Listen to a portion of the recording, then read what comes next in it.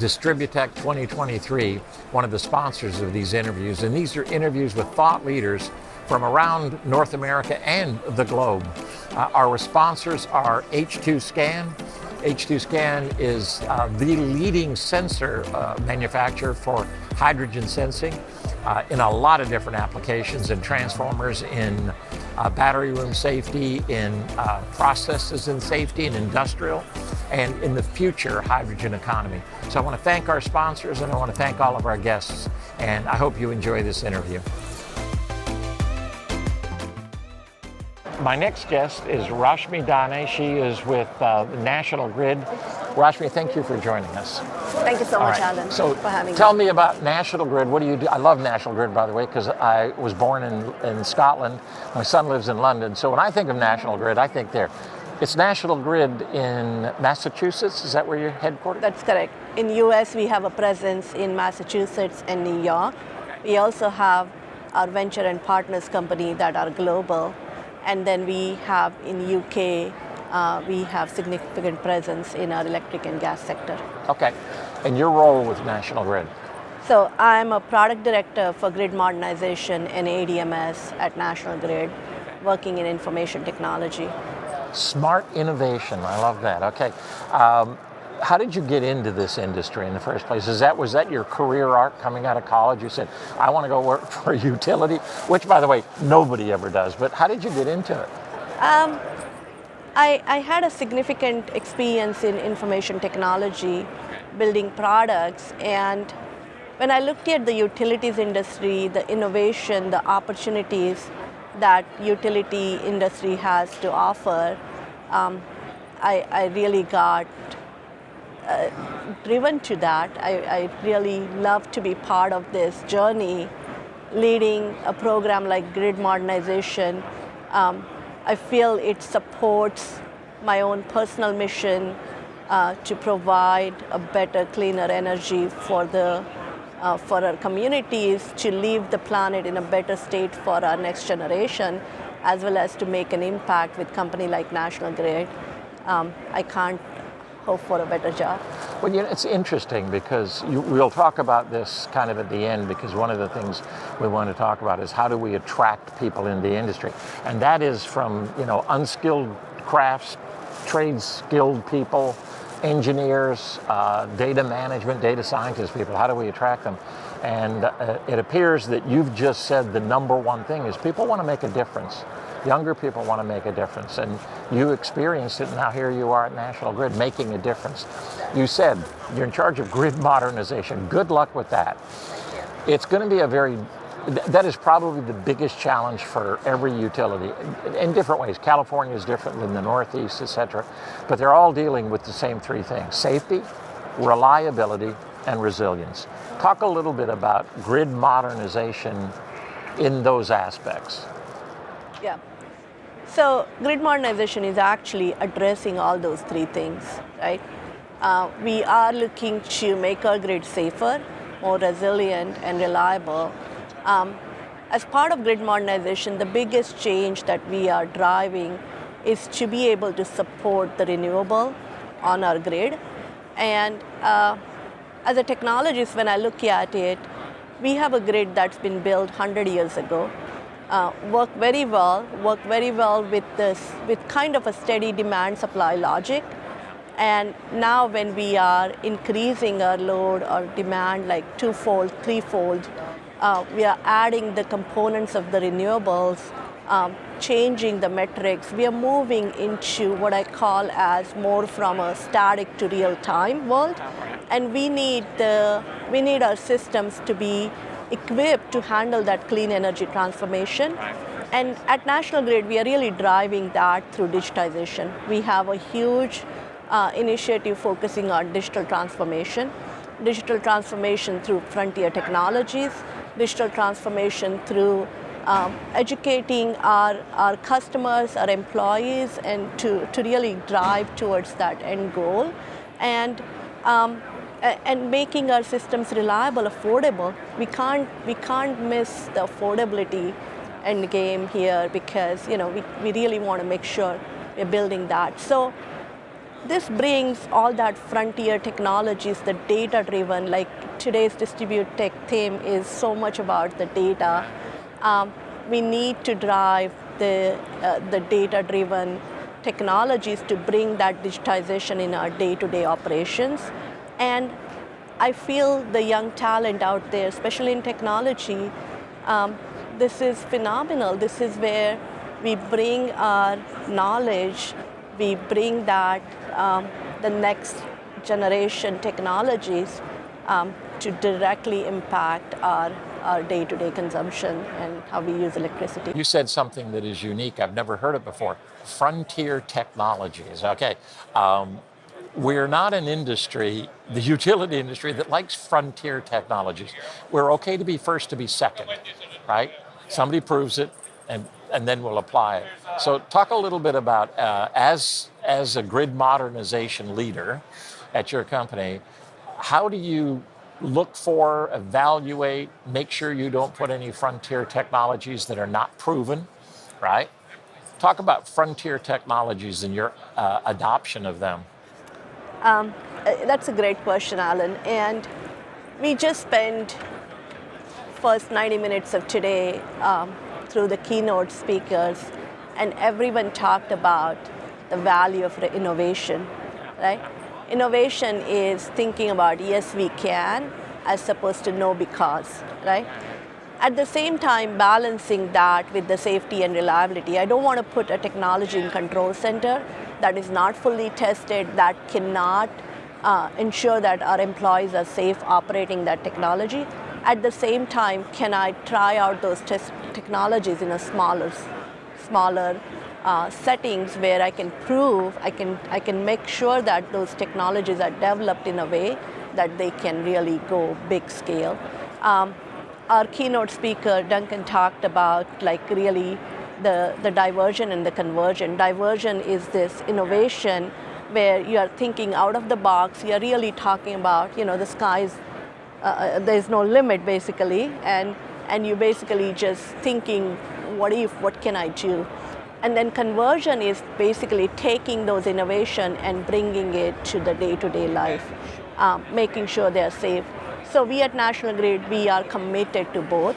Safety is our number one priority, and we make sure that we are investing in the innovation. We are investing in innovation to drive those data-driven decisions, give it to our operators so that they can work effectively, but at the same time, we don't rush into something that is not safer for our employees.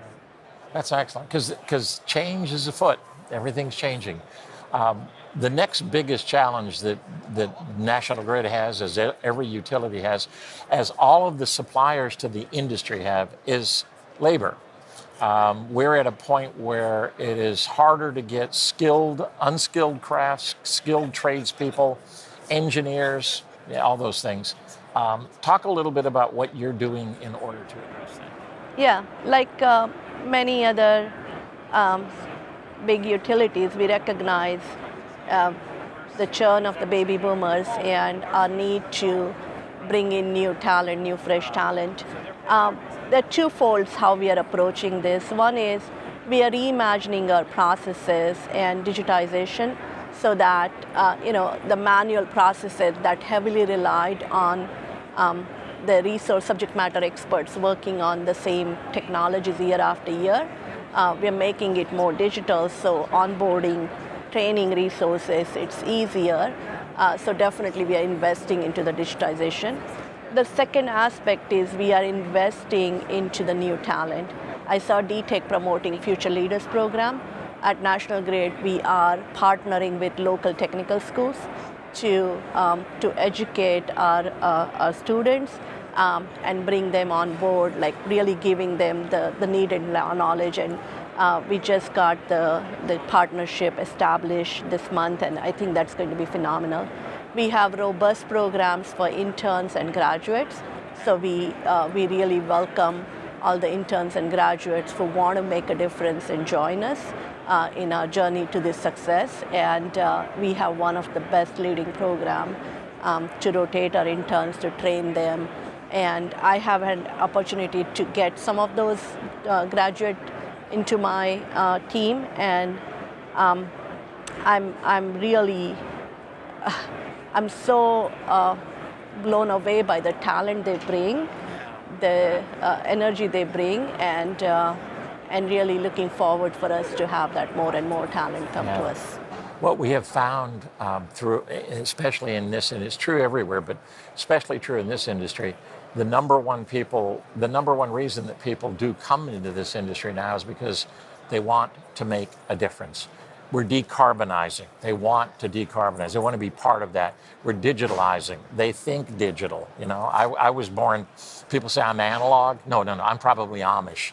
You know, I had to adopt to the digitalization, but I know my sons are in their 30s and they are digital thinkers, right? So they want to do that. And then the decentralization aspect, the 3Ds that we're trying to do, is to move decision making as close to the issue as possible.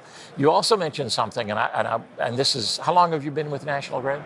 About 7 years. Okay, so you were at the beginning of when we stopped calling them ratepayers and started calling them customers, which is a huge change. I mean, people don't think it's a change. It's a huge change when you think of the people that use power are customers. And that has actually revolutionized some of the utility thinking, you know, and saying, hey, you can be part of the digitalization, AMI, all of the things that, you know, and they're all installing power walls. We got to take power from them. Their cars are giving us power, taking power. So it's a very dynamic time in the utility industry, yeah. One of the last things that I want to talk about is storms on the horizon. We talked about labor being an issue now. We've got some of the D's, decentralization, decarbonization, digitalization. There are storms on the horizon that we haven't really thought about. One is cybersecurity, both physical and security, physical and cybersecurity. But there are others. And what are you all looking at trying to anticipate and address the storms on the horizon for the utility industry? Oh wow, that's a loaded question. Hard question, isn't it? Yeah, I think we talked about various aspects of that. We talked about the labor challenge we have. I think we talked quite a bit about that. Bringing the new technologies and the change that it needs to have, like the digital transformation, it is key. At the same time, really driving that digital transformation by partnering with vendors. We are dealing with major supply-demand issues, so we want government to work with us on those policies to help us really secure and partner with vendors to build those new technologies for us, for the success and delivering that clean energy, right? So when you say storms, I look at those as big opportunities. And we have big opportunities. We are committed at National Grid to really deliver that clean energy goals, and we are doing multiple things. We are focusing on the EVs and the whole transition to EVs. We are focusing on battery storage. We are focusing on grid modernization, AMI, and combination of all this, we are kind of putting it all together as the future of electric / future of energy. And we are thinking holistically as to what would it take for us to build that future of energy through between now, 10 years from now, 15 years from now. And what we are discovering is fascinating, right? Plenty of opportunities. We have great leadership, great talent to build that strategy and then execute upon it. Excellent. One of our communities, APC Media is made up of a group of communities. Transformer technology, always about transformer, the heart of the system, right? It always is, it always will be. But power system technology, which is a lot of where the innovation and everything's coming. So it's kind of expanded. And Women in Power Systems is one of our brands. You will be featured in Women in Power Systems. I appreciate that. Because we really, we have a commitment to diversity in the workplace globally. And so we have a lot going on. We're looking for the companies that are doing unique things in Women in Power Systems to attract women into STEM programs. And then after college, getting into engineering and the kinds of things that have typically been the male-oriented. So I'm going to come back to you at another time. We're going to do a talk about women in power systems. The third or the fourth community that we actually start in February is green energy technology. Obviously, to be an innovation, you got to be part of green energy. And you said clean and green. There's a lot of things that are green. There's a lot of things that are clean. There are also a lot of things that are not both, okay? And that's where, some of this gets mixed up. When you say clean and green, what do you mean? And give me some examples of clean and green energy. Oh boy.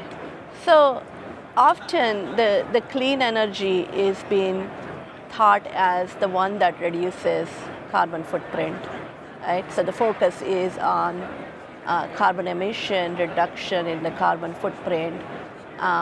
And then the green energy is using the more or preserving the natural resources and really preserving the earth so it's basically some of them are complementary. It does get confusing. It does get sometimes it's overlapping. Sometimes, as you said, it's none. I think when we look at the global warming and the climate control, like we are looking to see how can really stop that global warming, right? Yeah. And to stop the global warming, definitely we have to reduce our carbon footprint, get that the carbon emission down. We keep putting the targets out there that we are realizing are getting tougher and tougher to meet, yes. We all have to drive. And some of the green energy initiatives support us to get closer to those clean energy goals. But at the same time, we need to drive both, right? Definitely the global, if we are thinking about the climate change, the clean energy has a lot more impact today. But once we kind of meet those clean energy goals, then we also need those green energy initiatives so that we are preserving our natural resources and really, making this planet better. There is there seems to be two, and you just talked about the one where we actually do things for clean and green. Then the other one is just sell carbon credits. That's not going to solve the problem, right? At the end of the day, just saying, hey, I pollute and I get somebody to buy my credit. So I'm very much against, carbon credits and those things, and very much for what you're doing at National Grid. So thank you for doing that, because I have a grandchild now, and she's going to grow up to breathe the air and live in this environment. Fortunately, she's in California, so they're kind of crazy about clean and green, and they've put policy. That's the last thing I want to talk with you about, policy. Policy precedes a lot of what we do here. So the Inflation Reduction Act, which is a really stupid name for an incredibly positive program, right? What do you think the IRA is going to do for the utility industry as a whole in the United States? So I'm still learning more about it, and I don't think I have enough to say. I don't think anybody knows enough, because there's a lot of B's for billions in that, right? Yeah, I mean, we are focusing. We have some proposals we are putting together in the infrastructure bill. I talked about the education partnering. Those are some of the things, but it's still early. We are looking to build something, but we all recognize we need to do something, and I think it's a great step. But again, it's too early to comment on what exactly we would get. We are committed to it. We are doing a lot. Well, just think about this. The wind industry has always gone on that 1-year deal, right? Will it get renewed? Now they have a 10-year runway. It really does change a company's planning when you look at a 10-year runway as opposed to, is it going to be renewed next year? And it becomes a political football that people kick around. It's not true anymore. We, at least from a policy standpoint, as a society, we've made very clear everything that you've talked about, clean, green, I'm going to call it clean, green energy, but green and clean energy, and making the world a better place for our kids and their kids and their kids. Yeah, I'm sorry, I'm not entitled to talk on the wind energy. I can definitely connect you with right people at National Grid who can get more, but I'm not the expert. We'll talk with Yes. some. We will connect you. We'll get to Yeah. talk with some of Yeah. those people. So my guest has been Rashmi Dani. She is in charge of smart grid innovation and a whole bunch of other things at National Grid, which is a global company, and in the Northeast primarily in the United States. So big challenges ahead for you, but you've got some great ideas and you got a great opportunity to change the world for better. You do. Thank you for so joining much. me. Thank you so Rashmi, much, appreciate Alan. it. Yeah. This has been an APC Technologies production, and we thank you for joining us. Our sponsors have been H2 Scan and Distributech. And of course, the communities of APC Technologies, which is Transform Technology, Power Systems Technology, Green Energy Technology, and Women in Power Systems. So thank you.